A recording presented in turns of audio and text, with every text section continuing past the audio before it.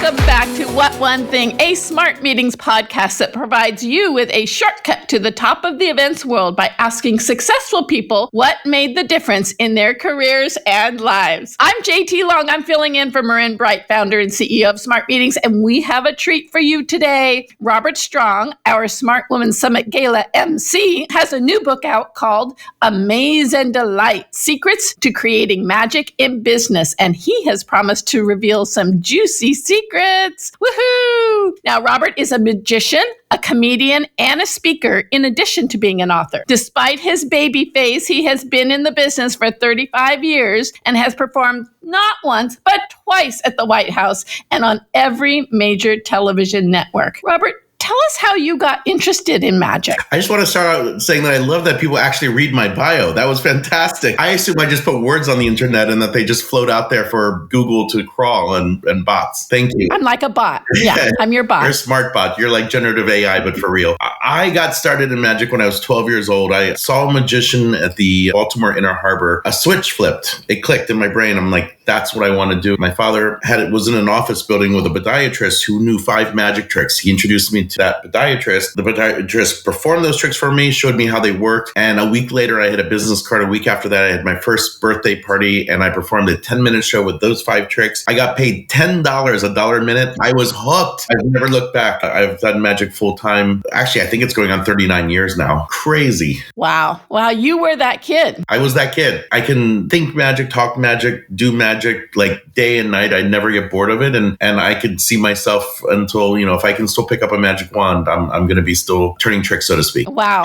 Your performance has definitely evolved. And if anyone hasn't seen your TEDx talk, I really recommend it because you really talk about the neuroscience of magic. It's more than just surprising and delighting, which is great too, but really understanding how people think. Yeah, I think magicians have been around for thousands of years, and what they do more than anyone else is they think really hard about other people's point of view, their perspective. What is their experience? And magicians A/B test, and they want to optimize for other people's experience. So if you're in a meeting planner, an event planner, it's also your job to think, how is this going to land? And so you put yourself in the other people's shoes, and you also read the moment. Magicians have to adapt in the moment to what's going on because they've got to control focus and attention. And, a really great events person will realize that you listen to the room, maybe the salad should go down because the room's telling you that. And even though you have it scheduled for 7:15, now's the time. Or same for, let's get the speaker on, or it's time to wrap up the speaker. You're reading the moment and always adjusting. So magicians think long and hard about other people's perspective, and they're constantly adapting to the situation that's in front of them. There's the show you plan, but there's the audience you get. So you perform for the audience that's in front of you. Absolutely. Empathy is a core competency for magicians and meeting professionals. 100%. Well, and you are also a comedian, and your presentations are so funny, often because they're so insightful, right? Talk about the role of timing in life, in magic, and in events. Humor is a funny thing, and it's also like a frog. If you try to dissect it, it dies. But I'll put a thought out there. It may not be fun for people to learn about comedy, but comedy is always about a release of tension. So laughter is always tension. So a humorist wants to build that precise amount of tension. Too much tension, it's not funny. Too little tension, it's not funny. So it's really about surprise. And if you look at, the first laughs you get from a baby, and I am a new dad and I've got a 4-month-old daughter, the giggles come from surprise. So humor is an integral way for people to connect. It's building the right amount of tension, connecting with people, and building rapport. So comedians are constantly looking for what's that button you can push to create the right amount of tension, not the one that stresses people out if something's going wrong, but that thing that happened a couple months ago that we can laugh about now. Yeah, sometimes timing is a big part of that. Pain plus time, I think equals humor is one of the definitions. Pain plus time. I think that's exactly the recipe. Well, and speaking of humor, so it's also an important link to health,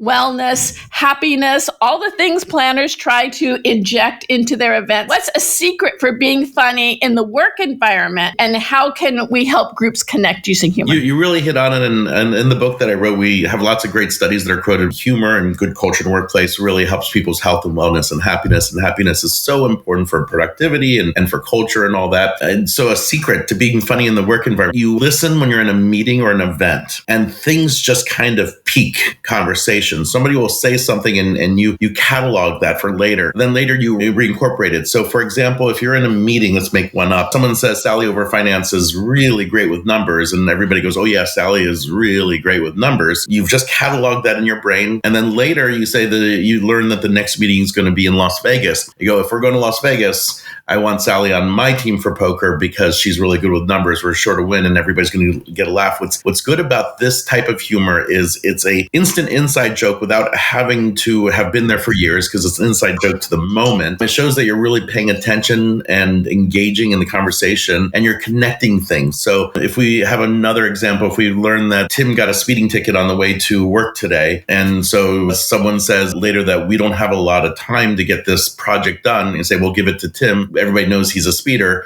And that's the way to kind of connect things to get humor. So just really listen to what's going on, catalog a few things. And if you find a way to connect it later, it's an instant guaranteed laugh. It's also a big laugh because it's contained within this group. And you can't say it another day, another time for another group and all that. It's funny to everybody there now. So that's one tip. People recognize that you care about them. Yeah, I think that's it. It comes through. And I think I'm listening to you. I'm like, wow, I should have had you help me write my book. You're a writer, aren't you? I have a full-time job. Thank you, though. Well, I appreciate that. This book combines, as you said, the humor, the magic, the behavioral insights. Why did you decide to write it now? Why is this the book the world needs now? Well, I always wanted to write a book and have a topic that I'm an expert on. And at the beginning of the pandemic, by March 6th, I had ordered 3 cameras and light production setup and microphones and speakers and special effects. And so I can have this whole studio built. By March 12th, everything had arrived and everything was built. And I pivoted really heavily into the virtual and did really well during that time. And so I started writing a book on how to be adaptive. I wrote one chapter and I realized that's not the book that I'm an expert on. So I looked at what I had written and I realized what it all had in common was that my co-writer and I, David Martinez and I, we like amazing people and delighting people. And there are things that we've learned from magic that are applicable to the business. And so there's 3 categories we wrote for. One on how to be an effective leader. So controlling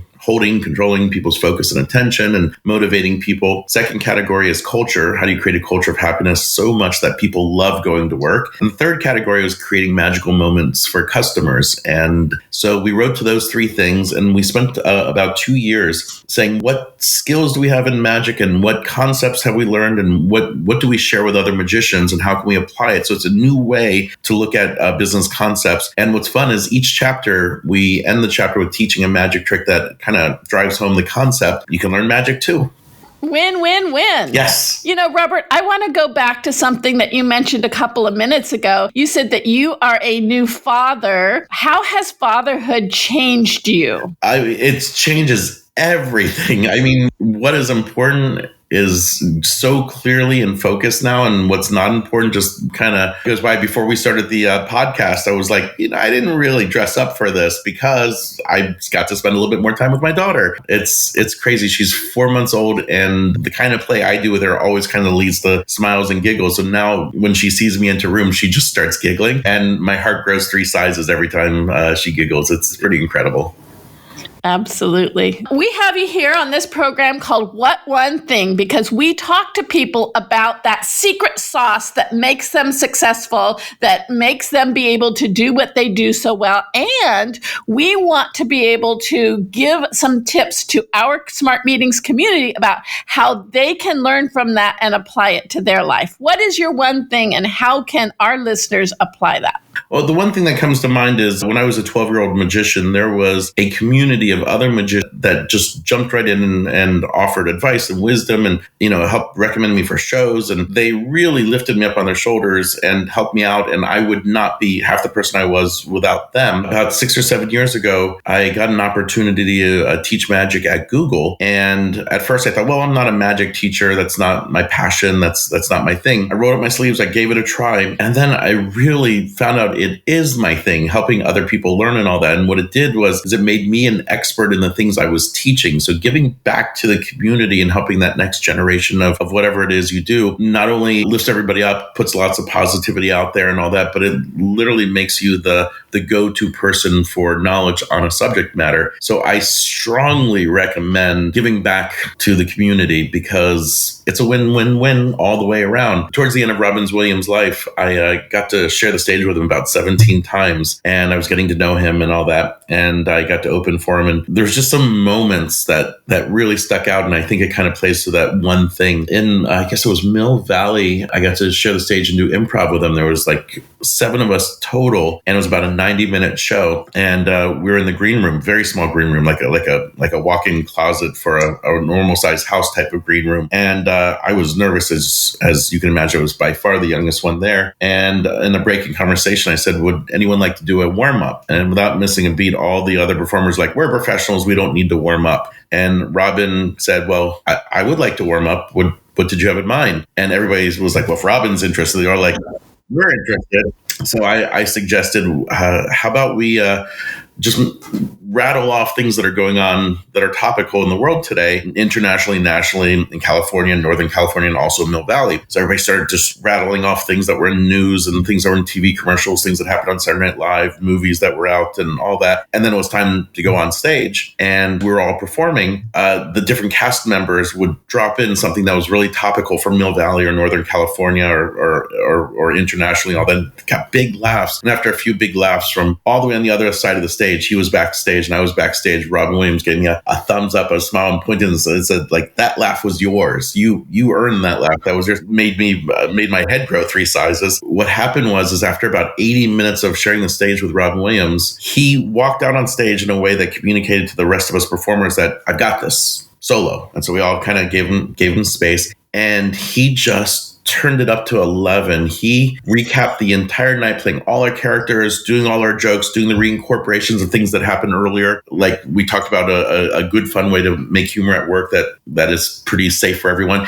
He would bring jokes back in new ways and all that. And the audience just leapt to their feet. And then he called us all out and we got a standing ovation. We took a bow. I get in my car afterwards. I'm driving it home. And this is the one thing. He was thinking at another level of how do I take care of everyone in that green room? He's like, how do I take care of this young guy that's nervous? And then on stage, had he performed at his level, the rest of us improvisers would have looked amateurish and it would have felt bad and uneven and all that. So he performed at our level for about 80 minutes and made us look good and feel good and took good care of all the improvisers. And then the last 10 minutes, he knocked out of the park for the audience because the audience came to see Robin Williams and they got to see him, at his finest and took good care of them. And it was just the perfect balance where everybody felt good. So the other one thing, so I guess it's 2 things now because my math sucks. The other thing is always look for ways to take care of others and lift them up and make them feel good. One of the things we focus on in the book is, like we said at the beginning, it's empathy, taking care of other people, seeing things from their perspective. But to lift other people up, it costs you nothing. Everybody wins. Just to get into practice, we talk about just hyperbolic compliments. This is JT. She's the best podcaster I've ever seen in my entire life. I'm so excited to be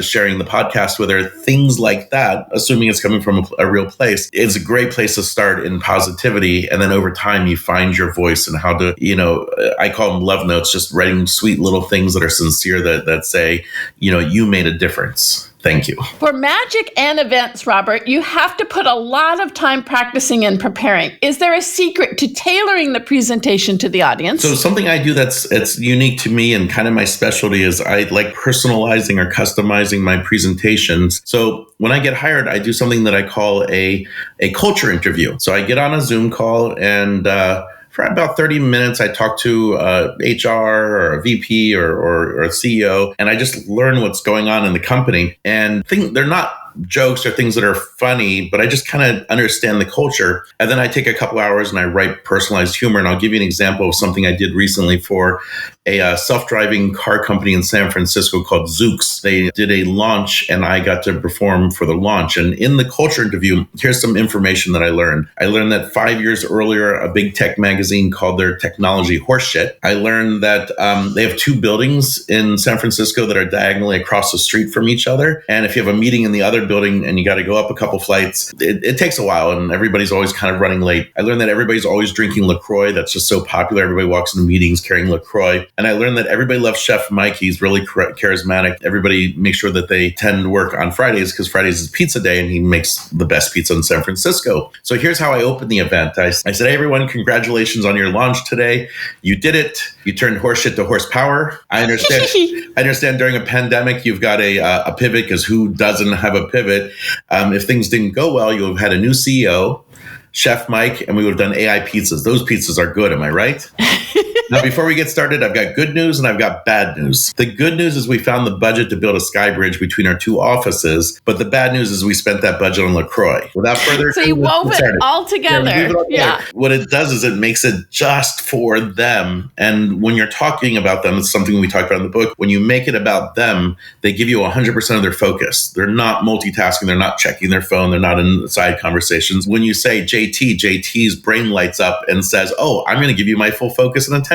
The first 35 years of my career, I spent practicing the magic and preparing. Now I spend a lot of time tailoring and customizing. And planners can do that by asking questions in advance, by figuring out what it is people want to eat and see and hear and do and make it fit. Yeah, I don't know if this part made it into the book. We wrote an extra 40,000 words that never made it into the book, but we're talking about for event people to do culture interviews and you find out who was the musician that they had on their launch party 10 years earlier and what was that cheese in France that the CEO always talks about, and what is that color combination that everybody really liked about the earlier logo or something like that, and you get those things and you can integrate it into the meeting, and people are like, this is the cheese from France, isn't it? And wow, that musician was the guy who was at our launch party 10 years ago. And the event is just so much for them. And I really appreciate the fact that the meeting planner took the extra time to personalize. They feel seen, right? That's all people want. Yeah, true. That and some surprise and delight. Yes. That too. All right. Well, thank you so much for that nugget. That was great. Hey, Robert, you're going to be with us in August at the New York Marriott Marquis for Smart Woman Summit. Don't give away everything, but what can we expect? Well, there's always going to be magic and mind reading. There's going to be some knowledge passed from my book. It's going to be a great time. And what was fun whenever I work with you is that you have such great people. I listen. I mean, I guess this is peeling back the curtain a little bit. I listen to everything and then I take notes and all that. And then when I'm on stage at those events, I try to reincorporate things that I learned. So it always feels like this event is, everything I'm saying is just for you, that this is created for you, that this is special. And I have an attitude that every time I'm on stage, this is the most important show of my life, and you'll look forward to me just eavesdropping and dropping things in so that it's personalized, it's customized, it's for you. Oh, love that. Well, so excited to see you there. Thank you so much for joining us and sharing your one thing, and thank you to our audience for being here with us. We know your time is valuable, and hopefully you've gotten one thing that makes your life just a little bit better. Smart Meetings, What One Thing was produced by Bright Business Media. Visit smartmeetings.com to subscribe to your daily dose of inspiration.